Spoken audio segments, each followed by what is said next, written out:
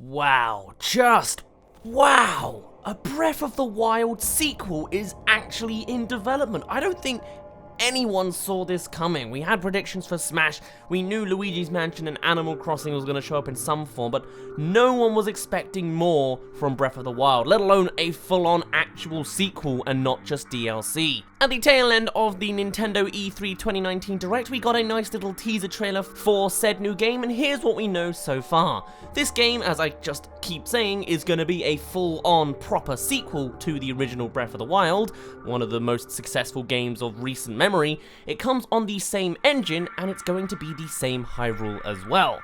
We also heard from Eiji Aonuma himself that it might be a little bit darker than Majora's Mask, being like the next generation version of Majora's Mask, despite not being directly influenced by it. What I'm going to be doing in this video is doing a quick scene by scene, going through all the things that there are to pick up. There are many secrets and analyses that other people have done, so what I'll be doing is I'll be putting all of these suggestions together into one big video. It's the benefit of going to sleep before making a video, I guess, and I'll be adding my own little speculation as I go, not just talking about what's going on screen and the story, but also talking about how gameplay elements could work with this new world. So, ready to begin? Let's get started. First things first, we see some strange green energy detached and leading towards a central point. These green energy things are actually letters of the Gerudo alphabet, animated and really hard to see. And that's because it is all a part of a bigger spiral. At the bottom is a source of malice infecting the whole world.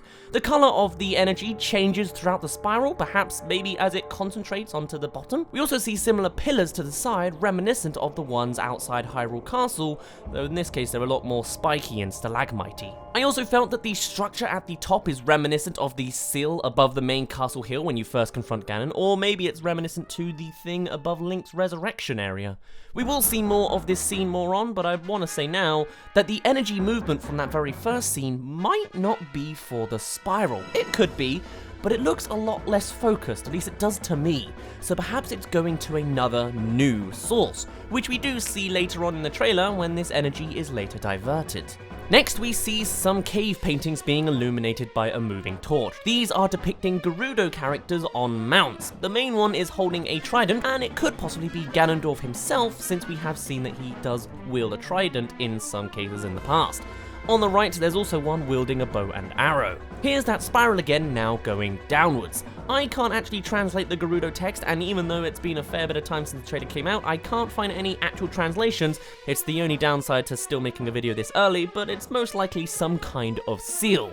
But it's not a perfect seal since malice is still spreading onto Hyrule. Perhaps narratively, this is exactly why Zelda and Link are down here in the first place. Now that they have been released from Calamity Ganon's clutches, they want to restore the world of Hyrule, but they're realizing there is still some malice that is infecting the world, so they come down here to come and investigate it. Here we see Zelda and Link actually exploring. Zelda is on a new mount of some kind, a new fantasy big-horned creature, and Link is walking like a guard to the princess/queen again. Nice. There's also glowing stones anywhere. These appear in Breath of the Wild. They are luminous stones.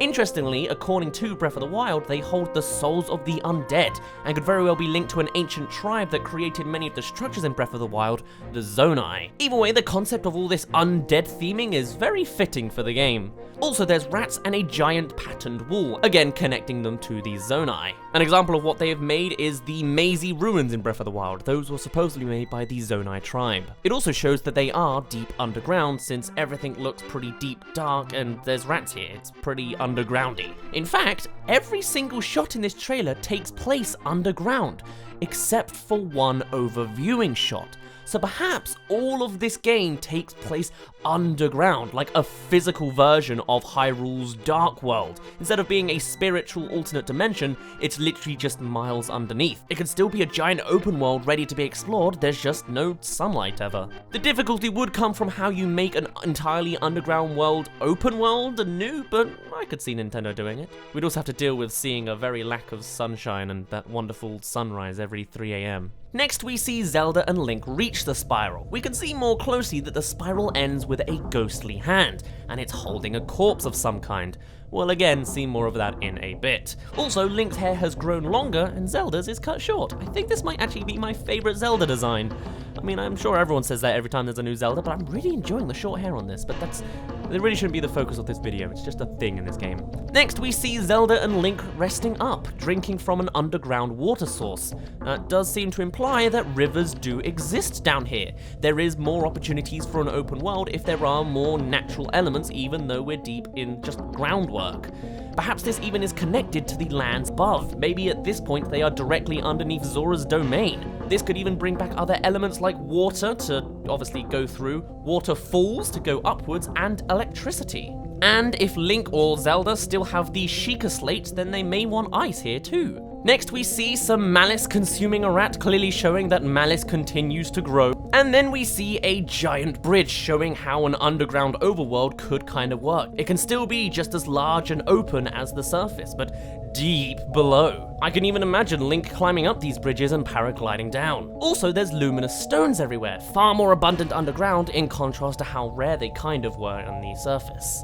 Some say that this is a minecart track, but I can't really see it, but that wouldn't be too much of a stretch either. Minecarts are already a thing that exists in Breath of the Wild, so it could be cool to bring that element into the sequel. Though this is clearly abandoned and lost, perhaps it was lost along with the Zonai tribe working here, so the bridge is decayed by now, a bit more of a hazard to walk over. Zelda now lifts her torch, having found whatever it is they're investigating, and we see them both in new gear on top of their old clothes. Link now has a breastplate, and they both have a kind of cape/hood additive. Also, the two are banding together. This could just be the opening cutscene and is the inciting incident that starts the whole events of the game, or it could suggest entire co-op play. One plays as Link, and the other plays as Zelda. It could open up for a lot more functionality to allow maybe a little bit of online or just some couch play, and it could maybe open up some more controls. Maybe Zelda has the Sheikah slate and Link has something else. Also, before the music all builds up and gets dramatic, here's a fun fact. Playing this trailer backwards reveals the music to be a distorted version of the Game Over theme from the original Legend of Zelda game. How themed! So now we get a closer look of the corpse. It has long, faded red hair and Gerudo jewelry, bracelets similar to the monks, as if mummified in a similar way. A current theory is that though the good guys, the Sheikah, mummify the monks, maybe the Yiga clan, the kind of resistance to the Sheikah, mummified this corpse in the hopes to serve the Demon Lord. Another theory that could be really cool is that this is actually the knights that helped Zelda 10,000 years ago to seal away Ganon back then. We see this old archaic ancient scroll image, and Link here does look pretty unlinkly. He looks pretty Ganon-esque, so maybe this was the appointed knight that Zelda had to help them seal the fate away, and then they sealed Ganon's power away inside his body and then buried him deep underground. Really deep, dark, creepy, and links back to that story 10,000 years ago. I love it. The hand at the bottom of the spiral is also covered in bracelets too, perhaps being more of a goddess Hylia thing and a good guy thing. I have not gotten that idea sourced from anything, but it's just an idea. When I see bracelets on a hand like that, I'm reminded of Skyward Sword's bracelet for Zelda, but it's completely different looking, so oh well. Either way, this hand is grabbing the source of malice, or maybe where it's holding is just where the malice is excreting. The corpse is frozen, leaning backwards with a glowing gem on its forehead, much like the third eye on Dark Beast Ganon, or the forehead jewel on Twilight Princess's Ganondorf. Cause yes, this is clearly the physical human form of Ganondorf for this game. Perhaps up to this point, all of Calamity Ganon and the Blight Ganons have been apparitions, and this is his normal form. Dead, dormant, and semi-sealed. Next, we see Link has diverted the energy into his hand, so now we'll jump into the narrative a bit. This is still speculation, but here's what I think is going on. Zelda and Link are investigating underground because of the prevalence of malice still showing up. They discover the corpse and this energy seal. Upon coming close, the energy absorbs into Link. Clearly, he's not happy about it. I wouldn't be either. It's literally peeling away at his wrist.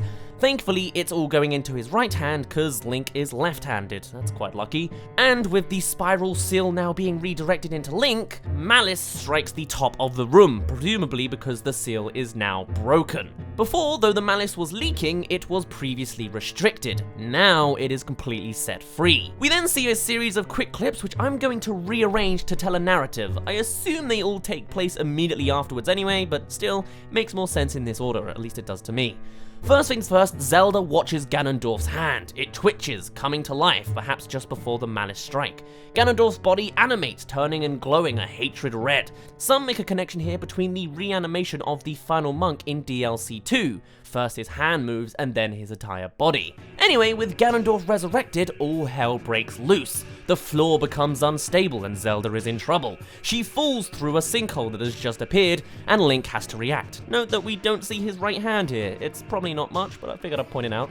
Link grabs Zelda's hand from below, saving her from the falling depths. He actually doesn't have a glowing right hand here, which means either this is not directly after the energy diversion, it's another event entirely, or the energy just fades into him as quickly as it flashes onto him. Even still, Link saving Zelda here lines up nicely, and in an odd twist of fate, the ghostly hand grabs Link. Perhaps Link falls immediately afterwards and is saved himself by the spiritual hand. You can see here it's even grabbing his left hand now, making your classic dangling chain of people.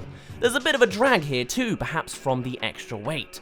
Perhaps the energy hand is somewhat good, following now into the Triforce of Courage. And though it's not good with words, it was doing good before, sealing Ganondorf's physical form in motion, but perhaps couldn't contain the pure form of hatred seeping out of him. And now it is potentially assisting Link, the hero of legend. In fact, old concept art shows Link with a missing right arm. This would be replaced with other bionic attachments. We see a mallet, a bomb cannon, the Skyward Sword beetle, and a snake mouth. Also a bow and arrow like we saw in the cave painting earlier. In Breath of the Wild, the right arm is used for the Sheikah Slate, which may be returning, or maybe it's given to Zelda instead, or it's just not usable now that it's done its purpose. In the underground setting, maybe other tools would be far more useful. At least I can imagine bombs and beetles being quite helpful. We've also lost the hookshot in Breath of the Wild, so this could be the opportunity for it to return. Or maybe there's some kind of addition that works with a rail system. If there is that underground minecart area, then we maybe could have some kind of above your head rail system. I'm thinking like BioShock Infinite, you know, the rail that you go along. Maybe it's a combination of the hookshot and moving along these minecart sections. We could also maybe see the return of the whip or the gust blows from Skyward Sword. We could see the return of the Zonai staff, that animated object in Twilight Princess. Maybe there could be a simple pickaxe item for more mining, even though we just used any item for mining before. Or just a very simple little lantern. There is concept art of Zelda holding a lantern. Makes a lot of sense in this dark, damp underground section. As for another concept art thing actually, perhaps Minish people could return as well. It was originally going to be slated for Breath of the Wild, but maybe this species was just hidden underground instead. This whole underground idea, in fact, could even reintroduce other forgotten species because they weren't extinct this whole time. Maybe they were just hidden underground when the Calamity Ganon kind of struck, or just in general they wanted to stay away.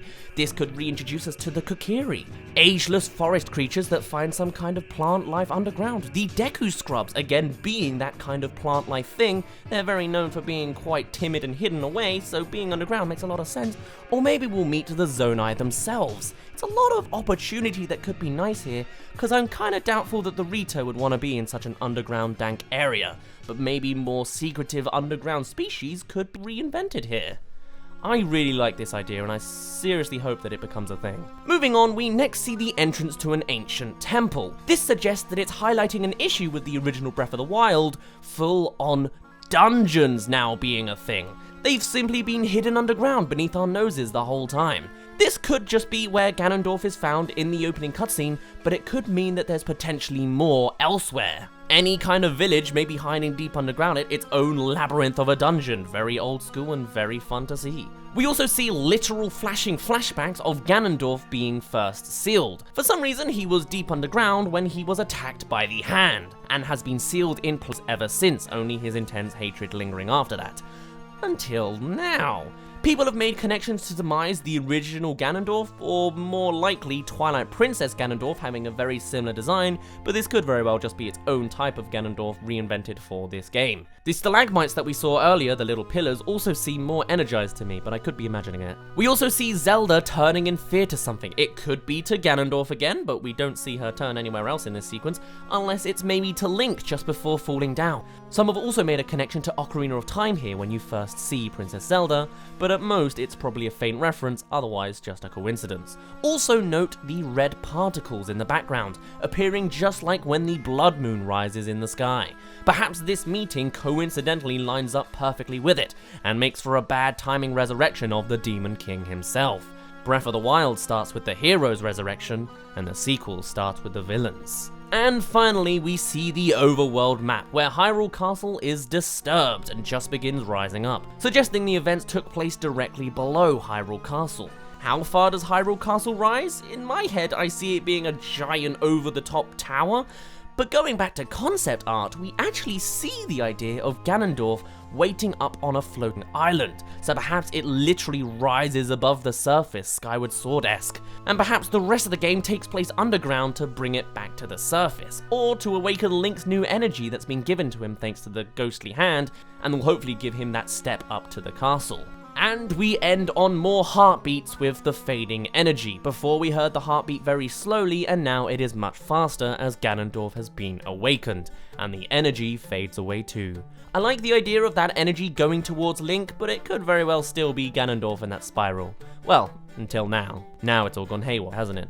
It looks like we could very well have a new open world to discover deep below the surface of Hyrule, with new creatures, potentially new species, new co-op mode, and new abilities for Link. It looks like the game will be all about stopping the real, physical form of Ganondorf, sealing away his influence for good, and discovering more secrets hidden away underground from Hyrule all along the way.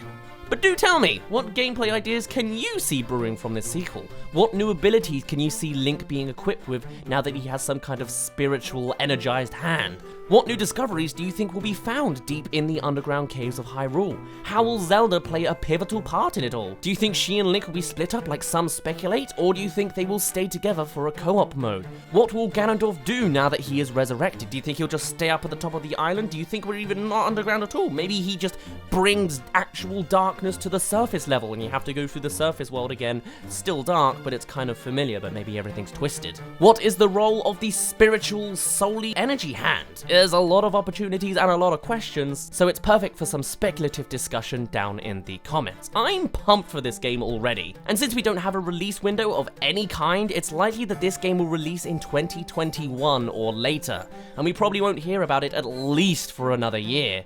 But I would love to hear all of your thoughts. Let's speculate as much as we can and predict just what it is that The Legend of Zelda Breath of the Wild 2 has to offer.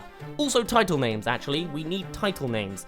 Return of the Demon King, Gasp of the Undead, Cry of the Underworld, Ganondorf's Return, The Hidden City, Legend of Zelda Depths of the Underworld, maybe? Whatever your thoughts, I would love to hear from you, and I may very well make a follow-up video if there's any suggestions. Tomorrow I should be streaming the release of Cadence of Hyrule and making an official review for it on Friday, so do look forward to that. But for now, do check out my other things, but my name's been Daz, you didn't really care, and I'll see you in a bit.